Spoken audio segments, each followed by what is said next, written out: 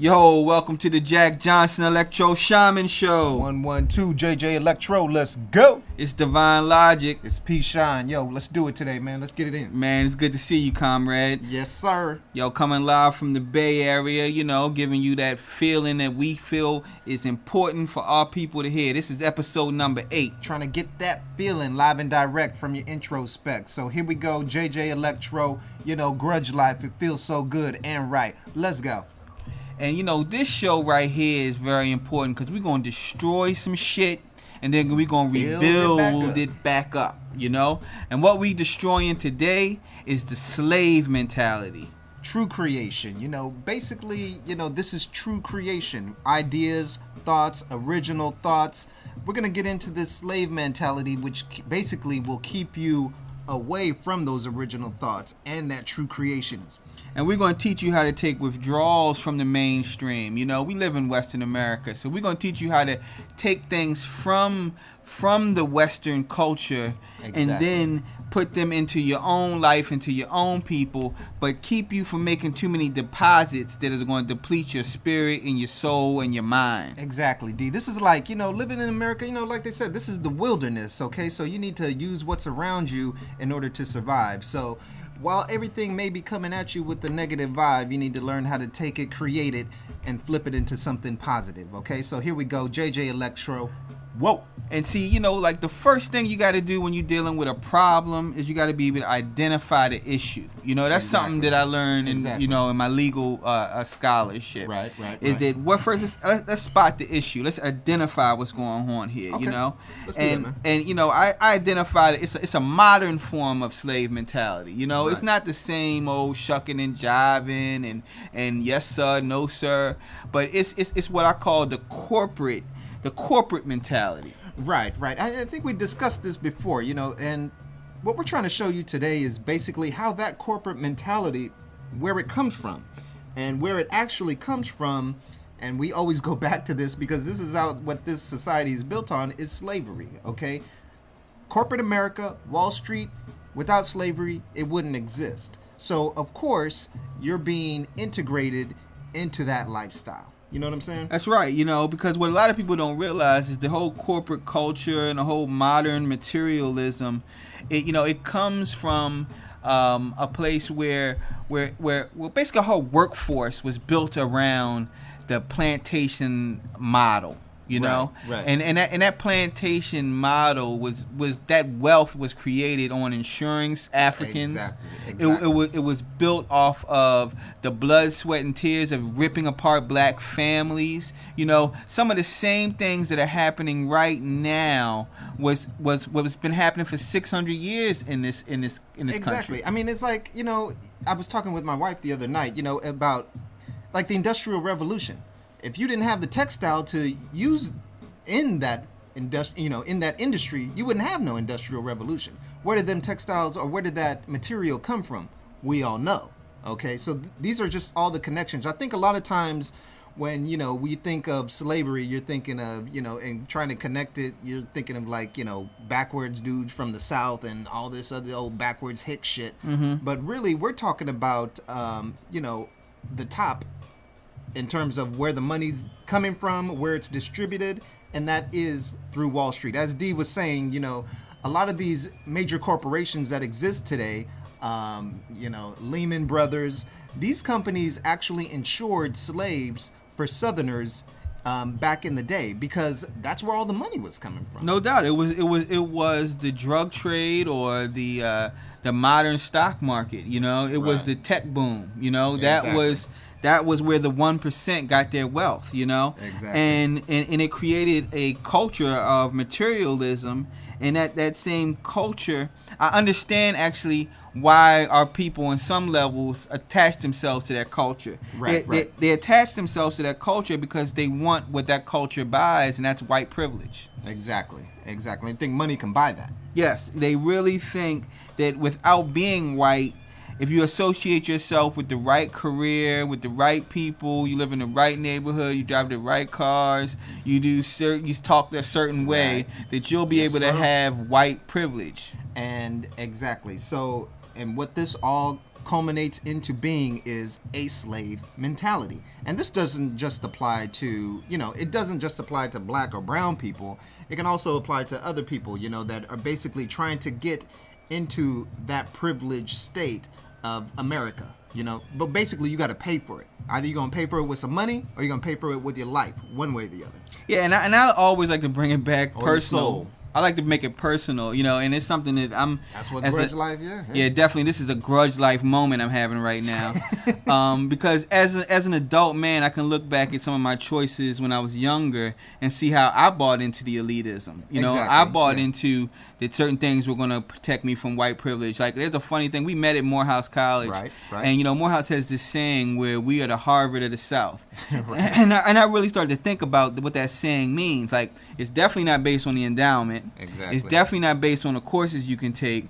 What it's based on is that you can go to this school and exhibit white privilege in the black community. Or basically, you can come and buy some privilege. Come on down to Morehouse, come to Spelman, and you can buy a little piece of this privilege. We're not saying you're going to get the full privilege, but you can front and buy a little piece of it for yourself. You can definitely walk around as if you're better than other Negroes. Well, that was the thing when you get there immediately, and that's part of the slave mentality. Immediately, they start talking about don't associate with these Southern blacks out here. They're lower than you. So, again, the whole slave mentality, the whole, existence or model of slavery being instituted into young minds at an early state to put us into that culture, to make us dive head first into that corporate culture. And I'm glad you said that, because really what the new slave mentality does is it protects white privilege. Right. It's like they found drones or stormtroopers, like in Star Wars, to actually protect white privilege. When they don't have to do it themselves anymore. Exactly. Now they prop up a so-called icon or a so-called mogul, and that person actually does the work that used to be done by, the Bull Connors and the people that we all knew were, extreme racists or extreme haters of black and brown people. Well, it's just, again, part of the slave mentality. It's just you are tired of beating up yourself. So, you figure if you can't beat them, what's that old saying? You can't beat them, join them. Well, fuck that. We gonna beat them to fucking death, okay? We ain't joining shit. Grudge life. No, and the reason why you can't join is because it doesn't make any sense. If you look at the statistics of what's going on in the country right now, over the last 20 years, we have been, as committed as we possibly could to being corporate. I remember people who, would start cutting their hair and changing the way they talk and approaching things totally different than their natural, true, authentic self. Exactly. Just to get a job at Bear Stearns, places that aren't even open anymore. I mean, just look at when you have to go into these places. We got a code switch. Okay, so we got to go into these places and we have to code switch so, we can be accepted. We can't go in there and talk with our true selves. I mean, basically how we speaking to each other here right now, but we all know how it is. You get into that job and you have to speak a certain way so people don't feel intimidated, things that we've talked, before. And again, that's a part of the slave mentality too. Something that, everybody needs to break free of. And one of the major tenets of the slave mentality is it may do something for you, but it doesn't do something for your group. I want to read something that I found recently. I just found out that after 2008 and the implosion of the housing market, it triggered the greatest loss of wealth for African Americans in history.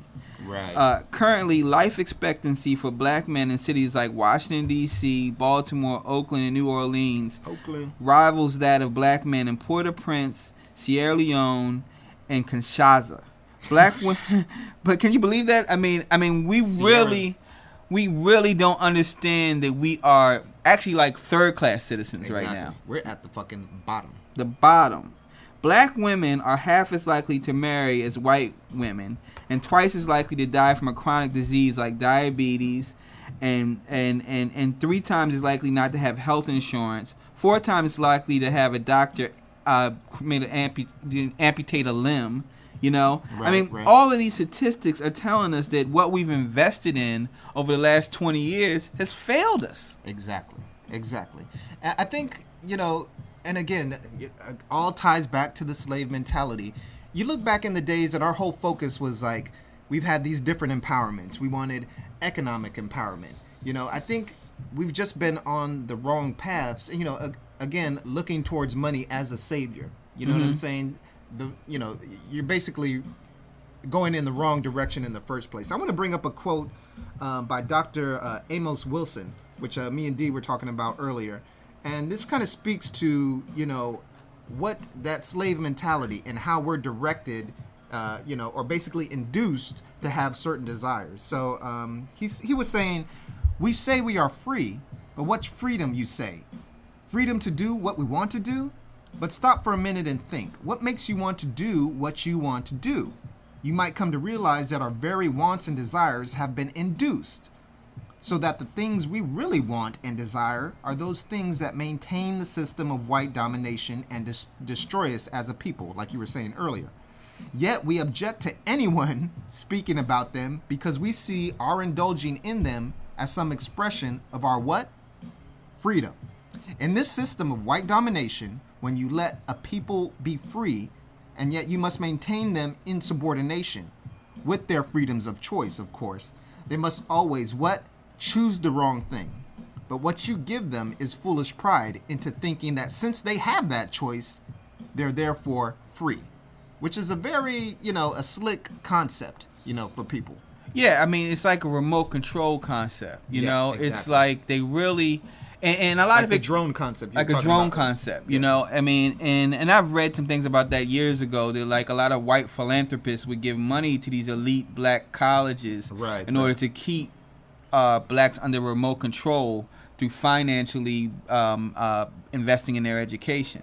Well, I'm sorry, I didn't mean to interrupt you, but I remember when we started at Morehouse, and the big thing was like, when we got there, everybody was talking about Rhodes Scholar, and that one cat that was a Rhodes Scholar, I forget his name, it was Nima or something like that.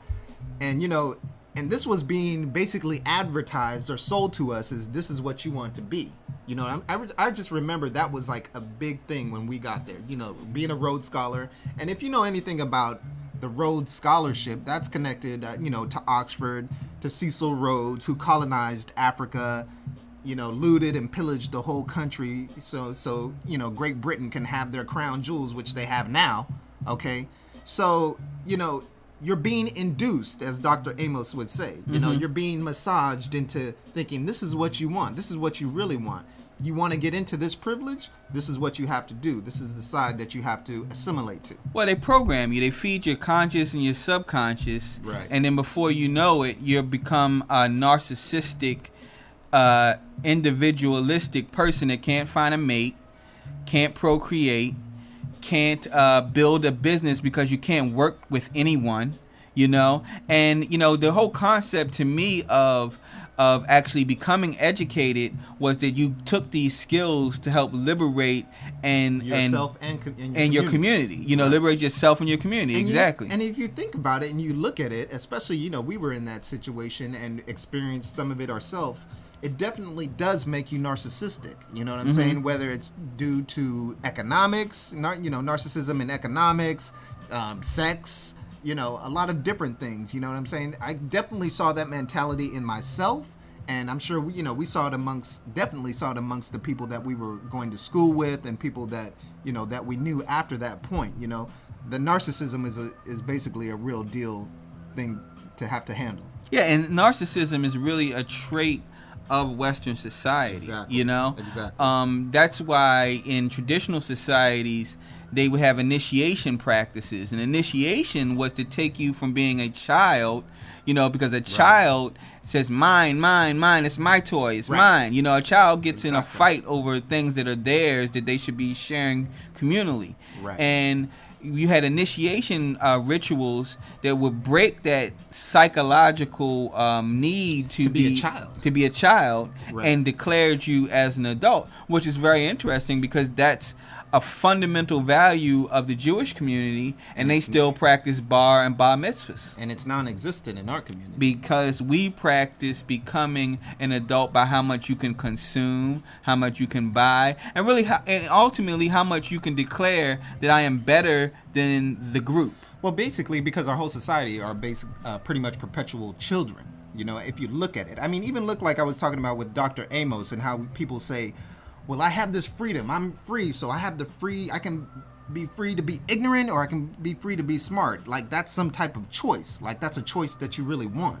Okay. That's the mind, that's the thoughts of a child thinking that. Okay. And that's the whole mentality of America. If you look at it, you know, everybody's just basically a child wanting and scraping and, you know, how come I can't say nigger? You know, stupid shit like that. You know what I'm saying? That's pure ignorance. Yeah, and when we're here to say fuck you to all those childish mentalities. Hell yeah. Because, you know, the truth of it is that, you know, children can't lead, and we're in a time when we need leadership. Right. And that's why the streets have always looked at corporate Negroes as sellouts. Exactly. You know, because you get this opportunity to lead, and you don't really lead because you embrace a childish mentality. I mean, you have to look at it. I mean, even look at the stance. Like, nobody wants to stand up, or, you know, as a woman said earlier, I went to a lecture last week.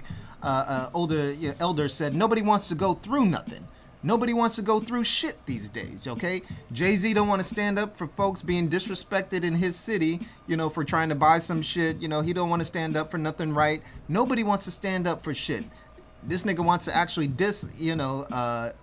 our elders in our community, you know, instead of standing with them and speaking up for something. Nobody wants to go through shit these days, and that's a big fucking problem. And, you know, that goes back to something we talked about earlier in the week. Like, there's a mass string of suicides that's happening in the financial world, you know? Right, because what happens when you become so individualistic and you don't share, and you're not in a communal life or a communal perspective, your problems and your issues become bigger than they actually are. You know, so I like, you know, Pablo to go a little bit deeper, because sometimes, you know, as black people, it's like a slave narrative. Like, if you don't hear a white person going through the shit, you ain't gonna believe that it really happens. You know, we just some pro-black, two black Negroes up here talking some shit that make you go broke. That's how this broke nigga rhetoric. You know what I mean? But it's really not. You know, this the highest form of consciousness is empathy, and we are brothers that can put ourselves in other people's shoes,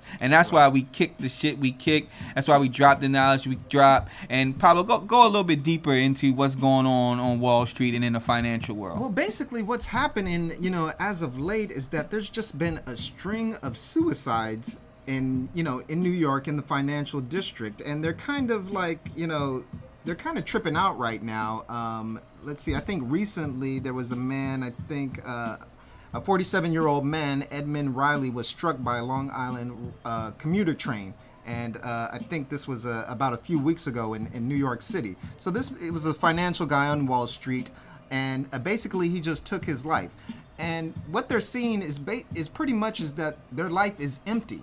Okay, all this material, they have millions of dollars, they have this and that, they have that, but they're seeing how empty their life really is. I mean, I've read numerous articles of guys on Wall Street saying they don't even want to tell people that they're in the financial business. They'll lie. They're going into, you know, social settings and like, oh yeah, I'm a teacher or something like that. I mean, these people are actually ashamed, because there is so much shame in the financial business these days that, you know, they don't want to admit to what their actual job is. And I think since November, there has been 11 suicides in New York City alone in the financial district. Wow. And also, recently, and I think I mentioned this a couple of shows back, there was a woman who was the CEO of Bitcoin, and apparently she committed suicide as well. And they're kind of thinking it was kind of a suspect death, but nobody's sure. Nobody has the exact details.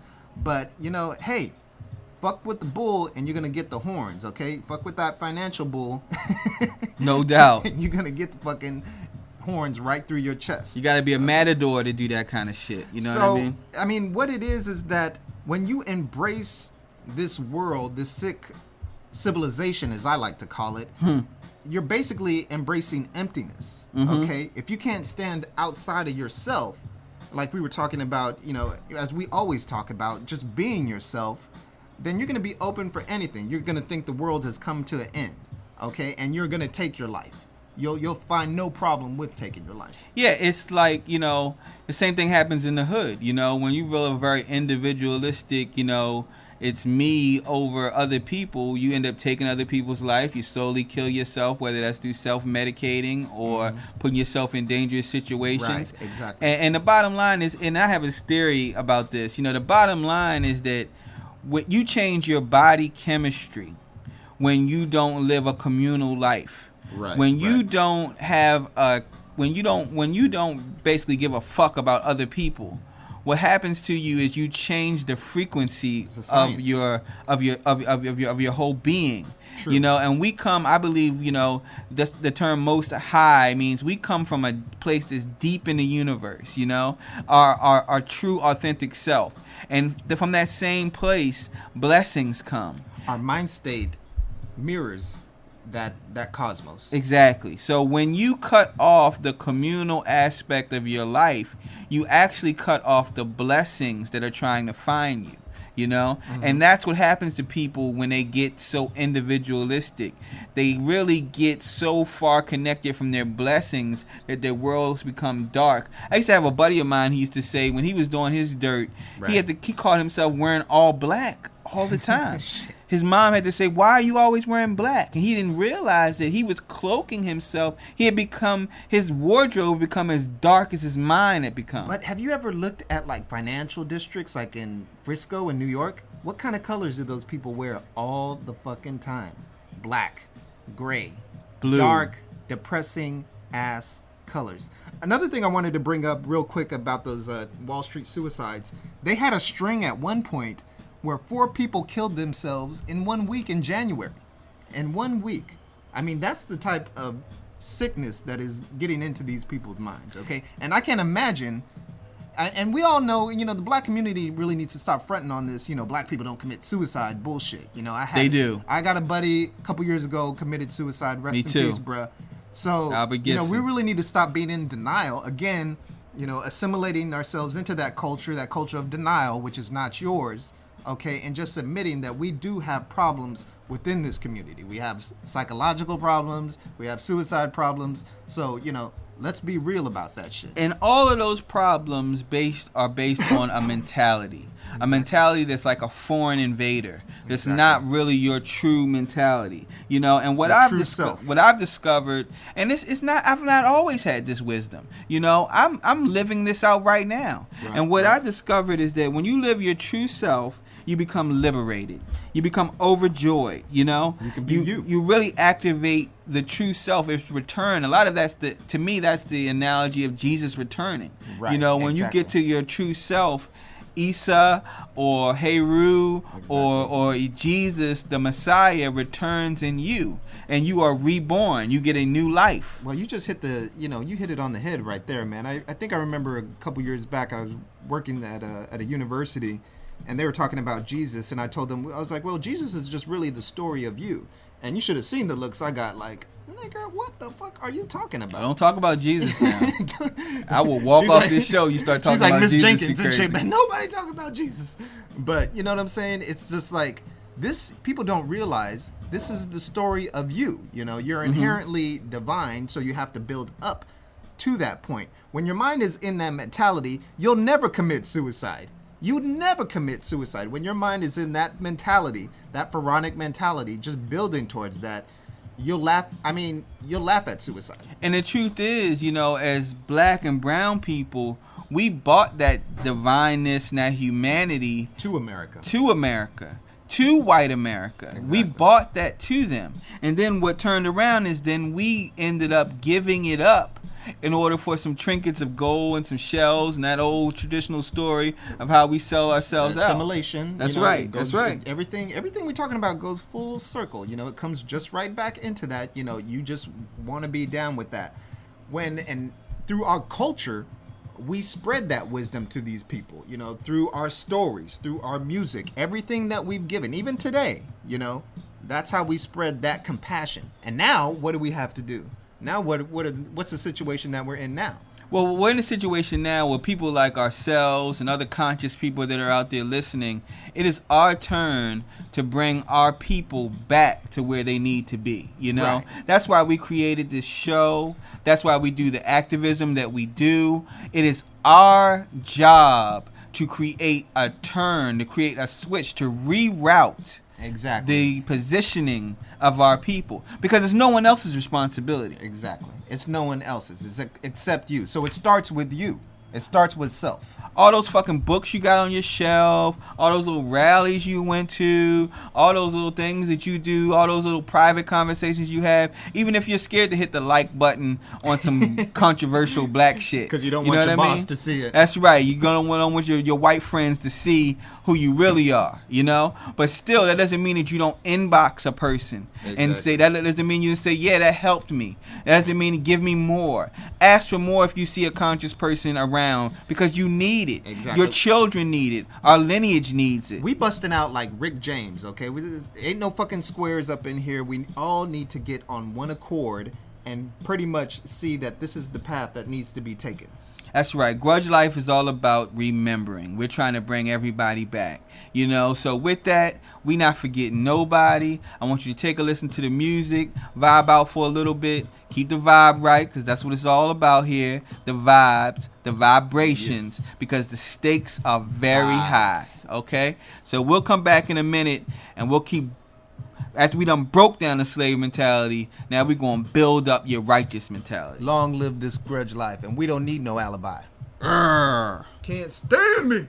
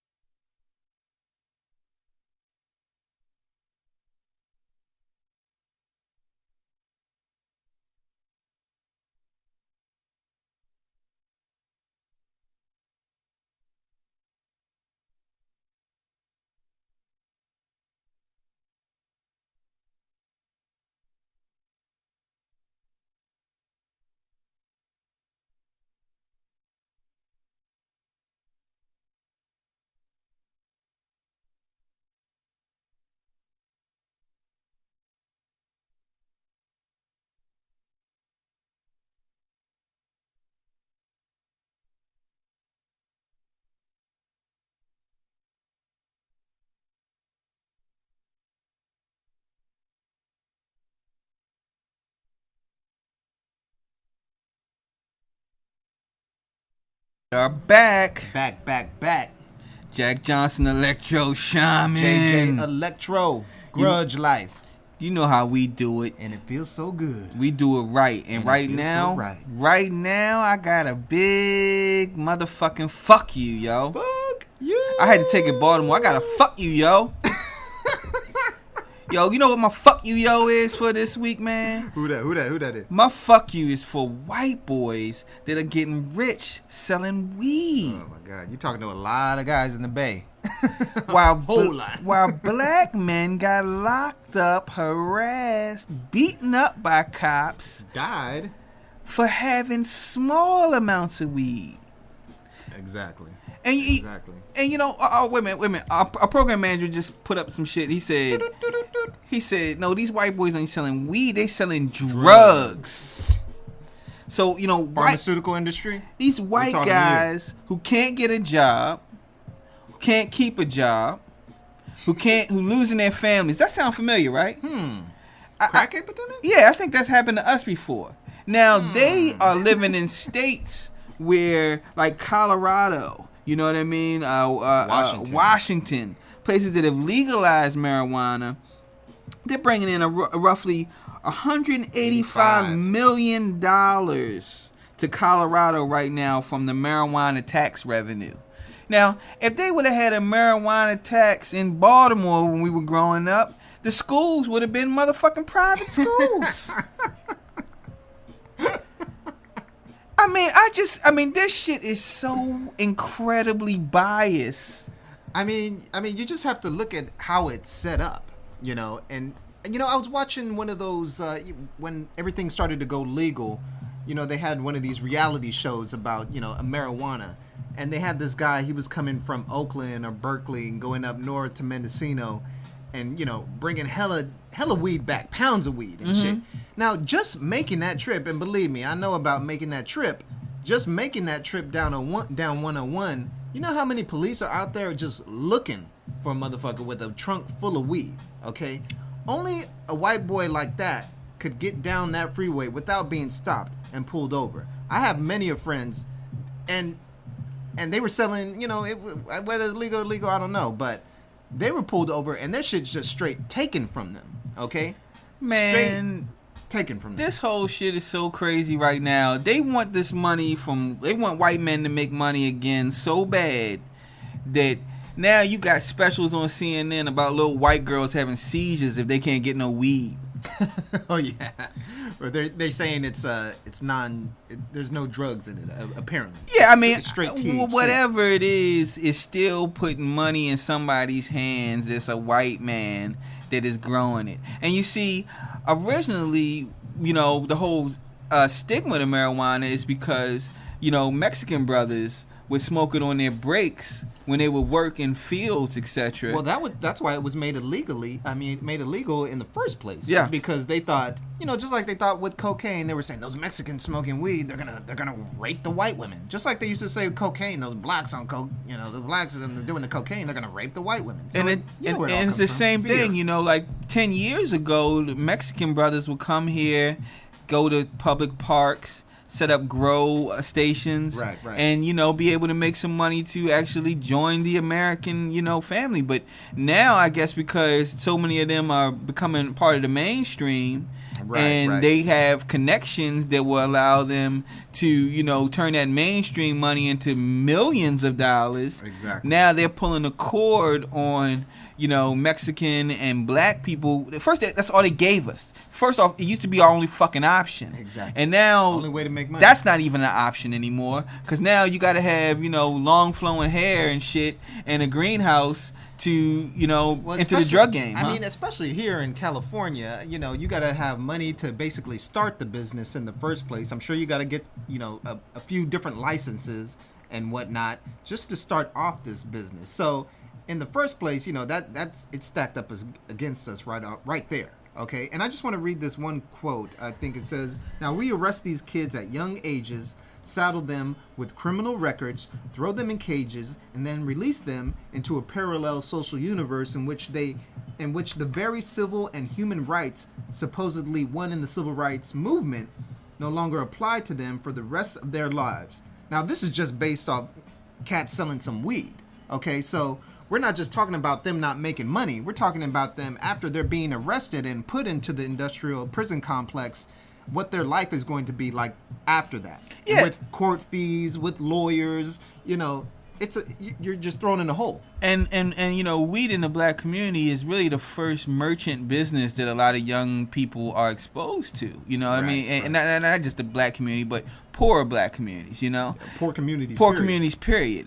And the issue is what they used the criminal justice system was to fracture those people by putting them in jail. Once you go into juvenile, it goes up to like 78% recidivism rate that you will go back. Right. And they use marijuana charges to create a mass incarceration because they imprint you to make you think that you're a criminal by just putting handcuffs on you and shackles on you, and before you know it, you start to identify with that. So it's very interesting that now the white boys are in the same situation. They don't want them to identify with being criminals. Well, we arrest, we start arresting kids and basically criminalize young black and Latino kids from the get.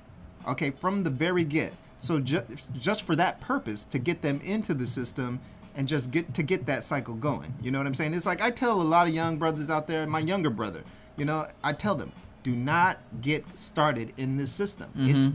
It's difficult to get out. People think, oh man, I get one little charge, it's a misdemeanor. You know how long it takes to get that shit off of your record? And don't fuck around. People are looking at that shit, okay? So to have that on your record is just so much weight on you, especially as a young person. Okay, it's almost impossible to get off. Well, the truth is, I'm going to wrap this issue up, but the truth is that that's all a part of the corporate game as well. The prisons are owned by the companies. Exactly. You know what I mean? And once again, it's all about the individualism. And guess who gets sacrificed when everything is about individuals? The blacks and the brown people they're the sacrifices. Exactly. And that's what trips me out about how they talk about ancient societies that used to sacrifice people. This modern society sacrifices people the same motherfucking way. I mean, look at our gun culture. The gun culture in America is sacrificing in itself. You're sacrificing all your damn children because you're living in fear. Boom. Period. Okay, so don't talk about other cultures when yours in itself is fucking sick civilization to the highest level. No doubt, and we're gonna go on to the next topic. We're gonna get into our one of our staples right here, our Grudge Life Hero of the Week. And me, I'm a big sports guy, and and our Grudge Life Hero of the Week this week is Stephen A. Smith. Stephen A. This brother, he is. I'm gonna give you a little background on him. I knew this brother was real when I went to a Stretch Armstrong and Bobito event in New York City, and he was in there with Anthony Mason and Allen Iverson. Oh damn. Okay, so there's no corporate slave mentality in this brother, because it's a lot of people that even now wouldn't want to be seen with Anthony Mason. There can be if you're standing up. Like, that's why we're giving Stephen A. Smith kudos, because he's being himself. He's stepping up, stepping outside, and speaking up. That's Grudge Life. And like around November, the NFL was considering a policy where they were going to penalize the use of the word nigger on. I'm not gonna say the N word. The use of the word nigger. You made the word up. I can say it. You know what I mean? The use of the word nigger on the field. And ironically enough, all of this came to light because of Richie Incognito, a white guy, was calling black guys nigger in the locker room. Right. Exactly. So end up they were going to create a policy that was going to really penalize the dialect of African American men in the workplace. I'm saying they're trying to punish us for saying a word that they invented. How backwards is that? And that's what Stephen A. Smith brought to their attention on national TV. He's Beautiful. on ESPN. Fucking beautiful. A major network, and this brother stood there, and you could tell he was pissed. You know what I mean? I mean, if you got a chance to go YouTube that, because you get to see how when a black man gets pissed at a corporate job and he has to cut and measure every word he about to say, but at the end of the day, he's pissed, and it ain't gonna fly. And because he took a stance, and other brothers in the NFL took a stance, they actually this week decided that word is not going to be penalized in the NFL, you know? Oh, thank you. So niggas, you can go ahead and keep calling each other niggas. Because they're calling it behind your back anyway. That's what the guys in the corporate office in the NFL, Goodell, and all them motherfuckers, they're still calling you a nigga anyway. But, you know, the beauty of it is, and we understand it, the beauty of it is that it's time now for black people to not allow outside forces to enter our minds and control how we police ourselves. Exactly. You know, what needs to happen in the NFL is it needs to be organic. The brothers that are leaders, like the Richard Shermans, and you know, and the elders like the Ray Lewises and the Chris Carters, they need to come into the locker rooms and give speeches. The Herm Edwards, they need to talk to the brothers about the ramifications of using this word in the workplace. You know, I think what they, you know, are really. Well, I mean, they need to step out like Stephen A. pretty much. You know what I'm saying? True. It really is going to come down to people having the balls, you know, to really understand that, you know, you just have to be yourself. I want to go back to another quote from Dr. Amos real quick. You know, he was talking about, and let me start here. Now, do you think this system is ever really going to let you out of those feelings of ugliness and uncleanliness and inferiority? It can't. It's political, socio-economical, dependent upon those things is very strong. So if we're made to feel naturally beautiful, don't you know what that will destroy the cosmetic industry? So this is just on one level. He's talking about the cosmetic industry, but we're talking about the corporate world and an industry in itself. If you can be yourself, if you can step away, you know, if you don't have to get that brand name, if you're not basically putting yourself into indentured servitude so you can own a home in a certain place, you know what I'm saying? These are steps of taking yourself out of the system and being yourself. Well, it's like how I grew up in going to prep schools, and like at the prep school, they used to ask, why do black kids sit together at lunch? Right. And that used to be a major issue. And I've talked to friends that went to Ivy League schools too, and that was an issue too. Why do you have to stay in black dorms? Right. You know, and what it's time for now is the people in the corporate world.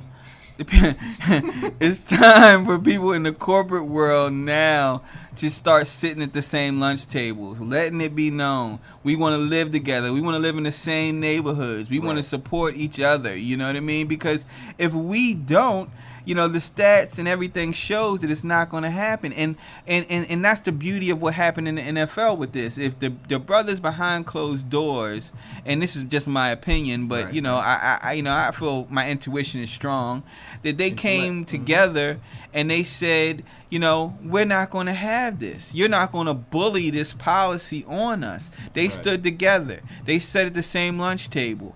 They lived in the same neighborhood for that moment, you know, because it's symbolic. What I'm saying is you have to move together, you know. If you move together, it's a lot harder to be destroyed, to be taken advantage of, and to be oppressed. And we're at a tipping point. We got to get on that one accord, you know what I'm saying? Got to get on one accord, got to have that positive thought focus. I think a lot of people underestimate focusing all of our thoughts in unison into, you know, one issue or one idea and how powerful that is. Right now, we focus all our ideas on hate, so you already know how that is. We're living that shit right now, so flip it up and see what you can do on the other side. And speaking of focusing our ideas, focusing our energy on one issue, yes, sir. We've come up with a new issue, you know, and it's something that we want to kick off and see if we can get the momentum started on. We are calling for, on April the 1st, 2014, yes, sir, a National Unfollow Day. Unfollow. So what we're talking about is unfollowing all those, you know, you're on Facebook, ooh, I want to be friends with Jay-Z. Or you're, on Twitter, I want to follow Rick Ross. Fuck them niggas, okay? These people are getting paid for you to follow them, all right? The more followers they have, believe me, a check is being cut for motherfuckers. So what we're doing, this is baby steps, okay? This is the first step here. Unplug yourself from that shit, you know? Yeah, these people that talk down to you from a position of you're not as good as them, exactly. You can never live this lifestyle. They promote things that actually cause you to go in delinquency on your rent and on your bills because you're trying to keep up. To hate yourself. It's time for us to make a statement, you know? So April the 1st is Gil Scott Heron's birthday. Beautiful. You know, and this brother said the revolution would not be televised. And Exactly. we're not going to, this not going to be something that's televised. This is going to be something that comes from the grassroots. It's organic. We're going to be promoting this on our Instagram page and promoting this on our Facebook page. And, you know, Pull the plug. We pull the plug. And we're talking about on Tumblr, on Facebook, on Twitter.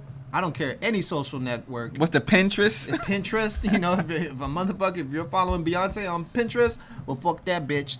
You know, it's over. Unfollow, unplug. Pull the plug for a day and really see what the response is so they can see that they are standing on the shoulders of real everyday It's people. power in numbers, people. We got the power, okay? If we unplug from them, we run this shit. And that's why, you know, we want to, as we wrap up today's show, we want to thank our listeners. We want to thank all of our followers on Instagram, on Facebook, the people that send us inbox messages, the people that say we're helping them with work, Showing so we're much helping love. them with their relationships, the people that we are inspiring and that are showing us that love back, the people on Instagram that inboxed me this week about their movements and the direction that they see our people going in. We love you. Keep representing that grudge life. Knowledge is definitely a lifestyle, and we are here to stay. One love. Let it go, let it fly, and long live this grudge life. Can't stand me. So much trouble in the world, nigga. Peace.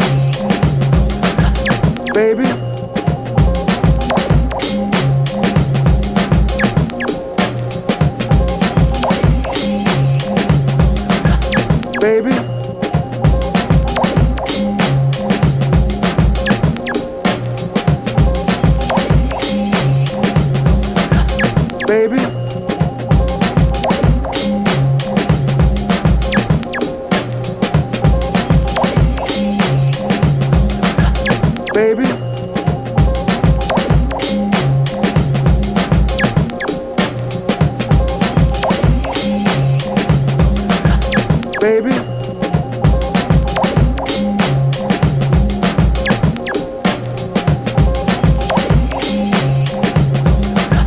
Baby.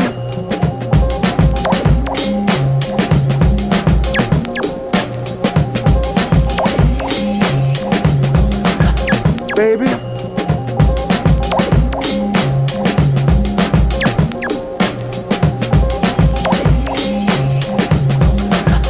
Baby.